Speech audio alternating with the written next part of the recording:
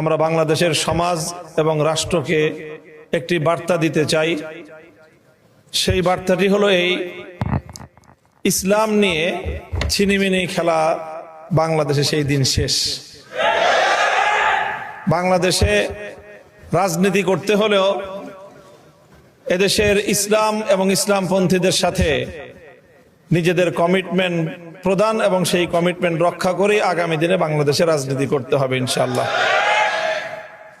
প্রাথমিক শিক্ষা ক্ষেত্রে আজকে যেই দাবি নিয়ে আমরা এখানে সেমিনারে সম্মিলিত হয়েছি, এটা আমাদেরকে এভাবে উত্থাপন করতে হবে, এটা আমাদের প্রত্যাশা ছিল না। আমরা মনে করেছিলাম জুলাই বিপ্লবের হাজারো শহীদের রক্তের উপর প্রতিষ্ঠিত এই অন্তর্বর্তীকালীন সরকার এই বিষয়টিকে তারা গুরুত্ব দিবে, কিন্তু এক্ষেত্রে আমরা হতাশ হয়েছি।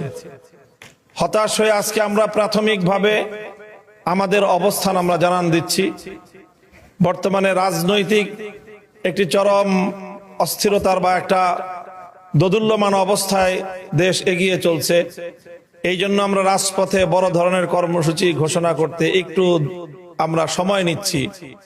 আজকে জুলাই বিপ্লবের সকল অংশীজন এই মঞ্চে উপস্থিতির মধ্য দিয়ে জানান দিয়েছে, আগামী দিনে বাংলাদেশে যারাই ক্ষমতায় আসবে, প্রাথমিক বিদ্যালয়ে ধর্মীয় শিক্ষক যথাযথ প্রক্রিয়ার মাধ্যমে নিয়োগ দিতে তারা বাধ্য থাকবে ইনশাআল্লাহ। গানের শিক্ষক নিয়োগ সহ আমাদের কোমলমতি কচিকাচাদের অন্তর থেকে ইসলামী মূল্যবোধ বিতরণ সহ ইসলামী মূল্যবোধ পরিপন্থী যে সকল কার্যকলাপগুলো পরিচালিত হচ্ছে, যে সকল বিষয়গুলি আজকের সেমিনারে উত্থাপিত হয়েছে, এই বিষয়গুলোতে আমরা সজাগ এবং সচেতন আছি।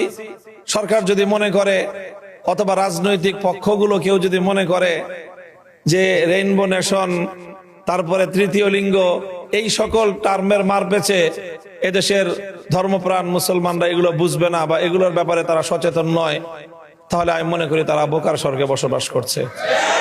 আমরা আজকের এই সেমিনারের মাধ্যমে, সেমিনারে যারা এখানে মঞ্চে উপস্থিত আছেন তাদের পেছনেও, আজকের এই সেমিনার বাস্তবায়নের পেছনে বাংলাদেশের ক্রিয়াশীল আরো অনেক গুরুত্বপূর্ণ ব্যক্তিবর্গ আজকের এই সেমিনারের সাথে, তার আয়োজনের সাথে একান্তভাবে সম্পৃক্ত।